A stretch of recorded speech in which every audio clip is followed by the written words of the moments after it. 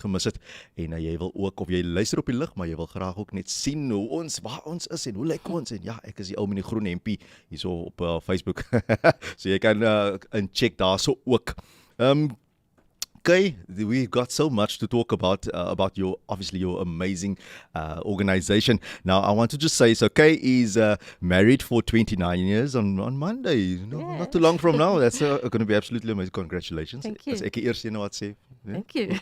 In advance, mother of 7 and a son-in-law, mix of bio and adopted, passionate about mental health and seeing God's hope come to each family struggling. Kay is a woman who gave her life to work out the promise that He will make all things beautiful in His time. Creating safe spaces for people to be seen, heard, and understood is what Kay aims to do in her work with UWC students, in schools, in Sateragsamesyn, and with individual families. Growing in understanding of inner works can directly affect how we live. A trainer who passionately facilitates spaces where relational work needs to be done. Dis 'n mondvol, but that's what you do. Yeah. That's your focus. That's your mission. But where did it start for Resillient Kids and how was it birthed? Well, honestly, in a very ugly moment. Oh, wow. Yeah, so when my oldest daughter was 4 years old, she came and she said something to me and it touched something very deep inside of me. And I found myself shouting at her. A woman that people thought was very peaceful and calm. I could not believe what came out of my mouth that day. It was shattering. I remember going, they say that you meet God on the bathroom floor. Yeah. That was that day. Yeah. And I said, God, you need to reparent me. Because if this is how I'm going to treat my children, sure. I don't want this. Yes. And I realized in that season, which was quite a difficult season, that I needed to grow in my own ability to say, this is what I feel right now. And this is what I think. And God, you're here and you helped me. Mm-hmm. And so there was the conceptualization, right? Yes. It was birthed there. Started with feeling wheels on my daughter's wall. Started with timelines on how to work out your story. Just that I could make sense of bringing this integration of how to bring who I am to who I am in that season. And so then followed a dance with churches, with people, with training.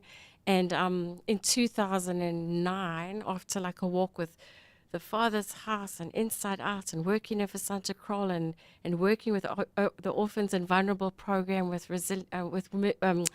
Philippi Trust at the time, that Resillient Kids was born as a concept because we thought, why would you call children orphans and vulnerable children? What are they going to grow up to do? Yeah. So let's rather call them Resilient Kids. So it started like on an aeroplane when my colleague and I were flying back from being trained as master trainers for childcare forums. Like, we need to change the language around children. Because if we want them to grow up differently, we have to be calling them something else. Because whatever you say to a child, you are that. Yes. It becomes their I am, right? And so, so that's where Resillient Kids was born. We became an organization in 2014. So it's our 10-year anniversary this year. Oh, congratulations. Yeah, something to celebrate there. Yes. And what was so if someone that just tuned in, if they think about Resillient Kids and the NPO, just in a nutshell, what would you say you guys do at this organization? So the passion is really to help adults understand the psychosocial support needs of children. That's what it started, right? So if children don't feel understood, if they don't feel seen, if they don't feel heard, they will not feel secure, they will not feel safe. Those needs make them exceptionally vulnerable to control, manipulation, bullies, abusers. And so if we can create spaces for parents and adults to start thinking about those concepts, then they can start making safer places for their children to come with whatever, even the horrible emotions, even their anger, whatever it is, and hold it in a way that their child goes, this parent sees me, they understand me, this teacher sees me, she understands me, and in that way I'm more secure. Then once I've got that, you can help me change my behavior, help me reframe, help me take a different step. And so we train adults in those skills, but what has happened over the years, because we've had some amazing experiences just in where Resillient Kids has taken us, is that adults need it. Many adults never had it as children. Now they're trying to parent, like me, where it started, but you've never had that. And so the passions also just become just working with adults for adults. Let them Right. process their story. Let them get the understanding that God sees me, understands me, hears me, Yes. and let them heal. Because what happens out of that, an adult who's contained, heard, understood, loved, what flows? Love. It's Yes. not hard. And so healing, science. it's Yes, so it's no. around healing spaces. Yeah. Wow. And sure, so it's been a journey with It's been a long journey. It's been a long journey, yes, yeah. yes, yes. But I think if I look back, and I think it's been a season of just really seeing God, like, wow, God, God made me a promise as a little girl. I was going through something really, really tough. My family broke up, sitting in the Presbyterian Church, St. Andrew's Church in Benoni, and looking around the room with the stained glass windows. God made me a promise. I will make all things beautiful in my time. Sure. I gave my life to God in that day in a new way, and I said, okay, go for it. And I'm 51 years old, and I'm like, he went for it. God's passion is to heal his children. His passion is to heal his church. Because healed people heal people. Love people love people. And so, yes, it's been a long journey, but a beautiful journey. I'm just so grateful to God that he doesn't give up on anyone. Yes. He never gives up. We give up. I even said that to my little adopted son last night. Sometimes mommy gets cross and I want to give up, but God never gives up. So thank God he's here helping us right now, my boy. Wow, that's beautiful. As jy se pas ingeskakel het, jy hoor die stem van Kay Lorentz. Sy is executive director van Resillient Kids NPO hier in Durbanville. And such a beautiful organization. And key points is love. Loved people can love other people, and healed people can heal other people. And dis wat amazing, dis die amazing werk wat hulle doen, veral ook met die kinders veral. En baie keer die adults wat ook baie hulp nodig het. Kyk, wat was van die ek weet daar's met elke organisasie daar altyd challenges ook. Wat was van die een organisasie challenge wat jy gehad het of uitdaging? Kan ek Engels praat? Jy mag maar ek weet. So I think the biggest challenge is when we first started, there was a lot of support from government. So back in the early 2006, 7s, 8s, right up until about 2011, psychosocial support was on the agenda of the country. Psychosocial support was on the agenda of the world actually at the time. And so getting finance for camps and follow up and holiday clubs wasn't a problem. And so since then, which is also good because we've seen God at work and see that governments don't stop him from working when it comes to healing his people, that finances have hindered the growth of the work. Yes. Because if there isn't money to employ more people or train them up or expand your team, it sits with you and your little team and you can only do as much as you can. So capacity is hindered from not having the finances to expand. Yes. And so in some ways I want to say, finances, the fact that the government decided that psychosocial support is a soft skill, even though it's behind gender-based violence, it's behind violence in our country, it's got everything to do with the pain people are in. So I want to disagree that it's a soft skill. I think it's a very important skill. That actually if we could spend more money on these kinds of programs, we could start healing people. And then if we start putting the family back together, we obviously know that's going to impact how the nation goes. Totally. And what were some of the things that you've done to sort of combat those things? Kind of a bit out of control, but I mean... I think a lot of it is just not letting money determine what you do. Yes. I think that's been a highlight of our organization in many ways. It's just saying, like, we felt God call us to heal, to create healing spaces. Yes. And so amazing things happen. Like churches, like I've gone places, we've gone places as a team. If you look back, you think, how did that happen? Yes.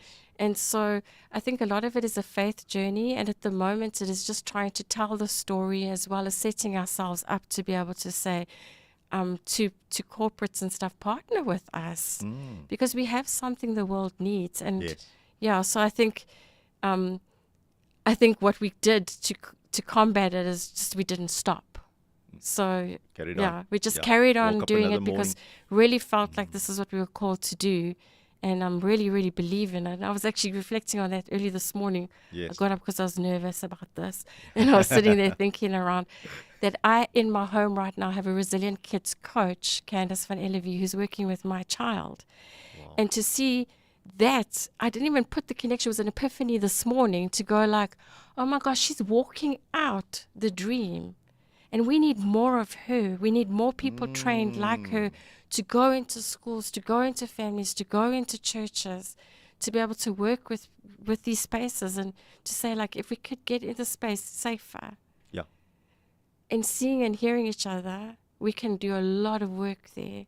And this work can, it work. I mean, the experience for me, it works in cross-cultural spaces. It works in business spaces. It works in, and so for me, the frustration over the years is like, we need to grow, but you need finances to grow because you have to pay people to be able to feed their families so that they can do the work. And so as long as we don't expand and grow the capacity, Yes. we can't grow as an organization. Yes, So yes.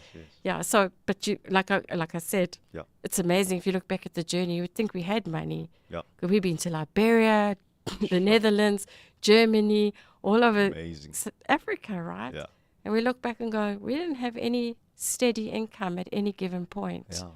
But it is getting to the journey now where we go, well, maybe it is time to start looking at that. Yes, yes. And I mean, that was right through COVID and everything. Yeah. You guys made it through. Absolutely awesome. Sure. What has been, you touched on some of the highlights, and I Yeah. would like you to emphasize on one. One highlight. Yes, that that just keeps you going. every Yeah, time. I think one major highlight for me was in this journey, in about 2009, when I was working with the childcare forums, Yes. God really broke my heart, like in a big way, around the problem that's keeping South Africa so stuck is her shame. And gave me a picture of shame. And it had to do with, in that season, I also got to go speak in Uganda at a women's conference. And I was completely undone in that space because the women there were powerful. They could do it. Why was I there? What made me special? Because I have a white skin is what I was shouting at God in my heart. And I really came undone. And I felt God speak to me like, what is that in you? And I could name it that day. It's shame. And he said, shame keeps my people stuck. And so God brought me face to face with shame. He showed me the shame in our country. He showed us how we should use shame to hurt each other, to push each other down. And I think that was a major highlight for me because it shifted the way I saw the world that day. When I realized I don't have to be ashamed of my white skin. And I don't have to be ashamed of anything, but nor does anybody else. Everyone has a right. And I felt like God saying he just wants to rip the pain out of the soul of South Africa. Until we start addressing the pain, we're not going to heal. We're going to carry on seeing corruption happen. And so I think the highlight for me is knowing in my heart that God's called me to this. Like I know that he wants to heal his people. Yes. And so current highlight is working with an artist called Zinzi Johannes. And she's just released an album. And it's just an amazing journey. She's written a children's book called Let the Light In. She's got it in Afrikaans. She's going to have it translated in Xhosa. And just these books, right, that just show that God's heart is the weakest, the vulnerablest, the saddest, the most pushed down. God goes in there and says, you could be a son or daughter of mine, and I can raise you up to do something beautiful. And I think the highlight in my work is just seeing this incredible God and how he works with people, and how he pulls them out, and how he raises people up, and he puts us together, and he does amazing things because he desires to heal. Wow. What can people do to assist? I'm sure there's people living remotely as well that also think, I would love to be part of an organization like this. Or, well, maybe I'm too far, but how can I lend a hand? Well, definitely pray. I mean, I think it's very important to understand, like, as soon as we start speaking healing, Yes. the enemy doesn't want that. And so I think prayer is a big part of, like, just let God's healing movement will go forth. That healing, that there's so much shame around mental health issues as well. Let's not shame each other anymore. If somebody's struggling in your circle, make a safe space. Try see, understand. People Yes. they don't choose to be depressed. It's hard work.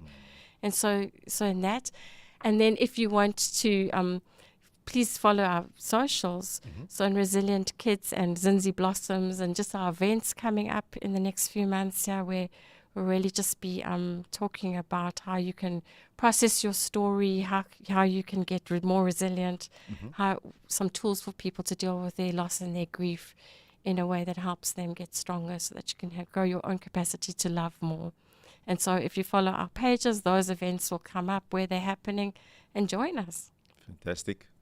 You've touched on some of the social media handles. Is there other contact details that people can also contact? Yeah, I think K at resilientkidssa.org.za. Okay. And they can contact me via social media. Find us on our website, www.resilientkidsa.org.za. That's where you can contact Resilient Kids, NPO, right here in Durbanville. And I've just spoken to the Executive Director, Kay Lorentz, who's, soos hulle sê, in spits daarso by die organisasie. You are welcome to contact them on their website, as well as the contact details that Kay just shared. Kay, you've been a blessing. Thank you so much. Thank you for having me. And may Resilient Kids just go from strength to strength. Thank you. Pleasure. Sy nog 'n gedeelte van Wie aan Vos en dan het ons vir Vredelus worship en hulle sing vir ons To Hold My Hand. Geniet hom.